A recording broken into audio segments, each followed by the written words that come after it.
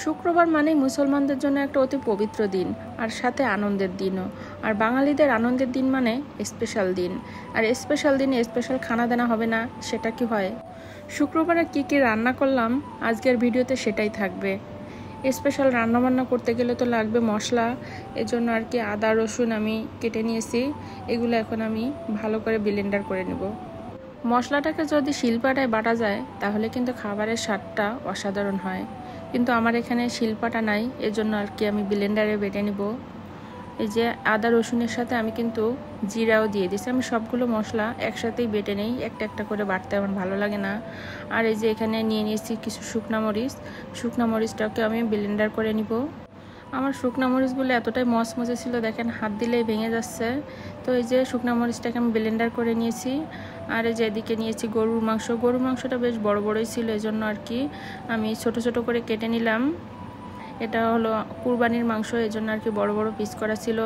এখানকার গরুর মাংসগুলো খালি শুধু মাংসই থাকে, হাড্ডি কম, এজন্য খেতে খুব একটা ভালো লাগে না। তারপরও খেতে হয়, কি করব, আমাদের তো আর বাংলাদেশের গরুর মাংসের মতো হাড্ডি মিশানো মাংস আমরা পাই না, এজন্য আর কি শুধু মাংসই খেতে হয়। শুধু মাংস কিন্তু সৌদিরা খেতে ভালোবাসে, কিন্তু আমাদের একটু হাড্ডি হলেই ভালো লাগে।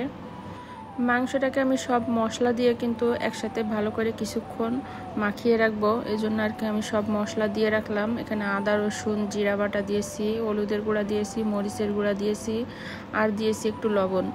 সব কিছু দিয়ে আমি ভালো করে প্রায় 10 মিনিটের মতো মাখিয়ে রাখবো। এভাবে হাতে মাখিয়ে মাংস রান্না করলে কিন্তু খেতে দারুণ হয়। তো এই যে 10 মিনিট পরে আমি চলে আসলাম রান্নার কাজে। চুলায় আমি বড় একটা হাঁড়ি বসিয়ে দিয়েছি, তাতে আমি একটু তেল দিয়ে দিয়েছি। তেলটা গরম হয়ে আসলেই কিছু গরম মশলা দিয়ে দিলাম, আর তারপর দিয়ে দিব কিছু পেঁয়াজটাকে আমি হালকা করে একটু ভাজি করে নিব, খুব বেশি একটা ভাজবো না। রান্না করতে করতে আপনাদের একটা মজার কথা বলি, শুরুতে যে দেখে আসলেন শুকনা মরিচটা কতটা শক্ত এবং মচমচে ছিল, এখানে আমি যে কোনো জিনিস রেখে দেওয়ার কিছুদিন পরে দেখি যে সেগুলো এরকম শক্ত এবং মচমচে হয়ে গেছে। সেগুলো যদি নরমভাবে আমি রেখে দিই তাহলেও সেগুলো কিছুদিন পরে দেখব যে একেবারে শক্ত হয়ে গেছে। আর তাছাড়া এখানে কিন্তু যদি মুড়ি, আমরা বাংলাদেশে তো খোলা অবস্থায় রেখে দিলে দেখি যে নরম হয়ে যায়, পরে আর খাওয়া যায় না। এখানে কিন্তু অন্যরকম, আপনি যদি খোলাভাবে কোনো বাটিতে রেখে দেন তাহলে ওই মুড়িটা কিন্তু আর নরম হয় না, ওভাবে শক্তই থেকে যায়। জানি না কী জন্য হয়, হয়তো আবহাওয়ার কারণে মুড়ি ওভাবেই থাকে, নরম হয় না। তাছাড়া চিনি জিনিসটা বা যে কোনো ধরনের মিষ্টি জাতীয় জিনিস আমি যদি আলগাভাবে রেখে দেই তাহলে কিন্তু ওটাতে কখনো পিঁপড়া এসে ধরে না। আমরা বাংলাদেশে তো একটু মিষ্টি জিনিস খুব সাবধানে রাখতে হয়, ভয়ে ভয়ে রাখতে হয় যেন এটাতে পিঁপড়া না ধরে। কত কষ্ট করে কত যত্ন করে রাখি, তারপরেও পিঁপড়া উঠে যায়। কিন্তু এখানে আমি যে কোনো জিনিসই আলগাভাবে রেখে দিই কিন্তু সেটাতে কখনোই পিঁপড়া এসে ধরে না, জানি না কেন হয়, একটা মজার বিষয়। তো এই যে কথা বলতে বলতে গরুর মাংসটা বসিয়ে দিয়েছি। আর এই যে এদিকে আমি চিকেন রোস্ট রান্না করব, সেজন্য আর কি কিছু লেগ পিস নিয়ে নিয়েছি। আজকে লেগ পিস দিয়েই রান্না করব। লেগ পিসগুলোকে আমি শুধু লবণ মাখিয়ে কিছুক্ষণ রেখে দিয়েছি, তারপর আমি এগুলোকে এখন এক এক করে সবগুলো ভেজে নিব।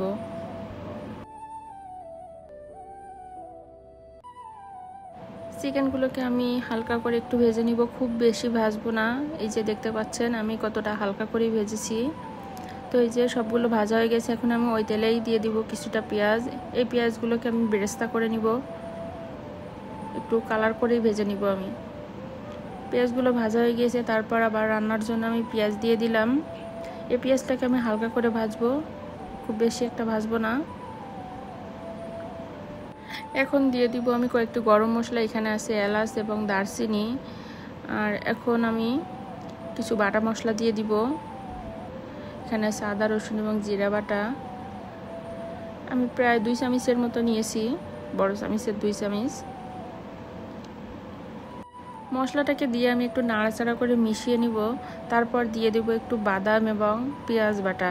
বাদাম এবং পেঁয়াজটাকে আমি একসাথেই বেটে নিয়েছি, যেহেতু বাদামের পরিমাণটা অল্প ছিল, ব্লেন্ডারে অল্প দিলে বাটা যায় না, এজন্য আর কি আমি সাথে কিছু পেঁয়াজ দিয়ে দিয়েছিলাম। তারপর দিয়ে দিব একটু টক দই, আমি এখানে 1 চামচের মতো টক দই নিয়েছি। টক দই অনেকেই পছন্দ করে না, সেজন্য টক দইটা স্কিপ করতে পারেন, সেখানে আপনি লেবুর রস ব্যবহার করতে পারেন। এখন আমি দিয়ে দিলাম একটু লবণটা দিয়ে এখন আমি দিয়ে দিব 1 প্যাকেটের মতো রাঁধুনি রোস্টের মশলা। এই যে আমি এই মশলাটা ব্যবহার করেছি। সবগুলো মশলা দেওয়া হয়ে গেলে আমি হালকা একটু পানি দিয়ে দিব। এটাকে দুধের মতো দেখা যাচ্ছে, আসলে দুধ না, আমি এখানে পানি দিয়েছি, যেহেতু বাদামের বাটিতে নিয়েছিলাম এর জন্য আর কি দুধের কালার দেখা যাচ্ছে। এখন আমি মশলাটাকে ভালো করে কিছুক্ষণ কষিয়ে নিব। মশলাটা কষিয়ে নিলে রোস্টের স্বাদটাও কিন্তু দারুণ হয়। এই যে আমার মশলাটা কষানো হয়ে গিয়েছে, এখন আমি ভেজে রাখা মাংসগুলোকে দিয়ে দিব।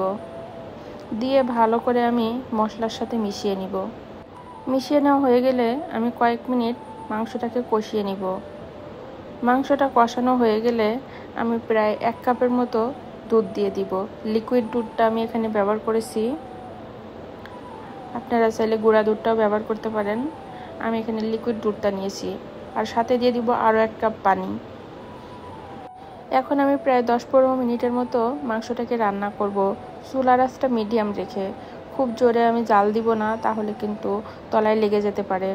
আর দিয়ে দিলাম কয়েকটি কাঁচামরিচ, এটা ফ্লেভারের জন্য, যেহেতু রোস্টের মশলার ভিতরে মরিচের গুঁড়া থাকে, এজন্য আর কি খুব একটা ঝালেরও প্রয়োজন হয় না রোস্টেরে। আর এই যে এদিকে দেখেন আমার মাংসটা কিন্তু রান্না করা হয়ে গিয়েছে, আর দেখতেও কিন্তু চমৎকার হয়েছে। উপরে আমি এখন কিছু ভাজা জিরা গুঁড়া দিয়ে দিলাম। আমার মাংস রান্নার কালারটা কিন্তু অসাধারণ হয়েছে, আপনারা দেখতেই পাচ্ছেন। কমেন্টে জানাবেন।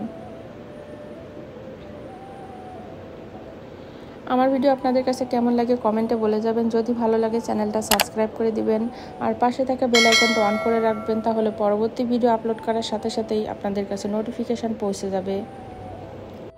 আমার চিকেন রান্নাটা কিন্তু প্রায় হয়ে আসছে, কালারটাও কিন্তু দারুণ হয়েছে। এখন আমি উপর থেকে কিছুটা পেঁয়াজ বেরেস্তা দিয়ে দিলাম, আগে যেটা করে রাখছিলাম। দেখতে কিন্তু মাশাআল্লাহ দারুণ হয়েছে।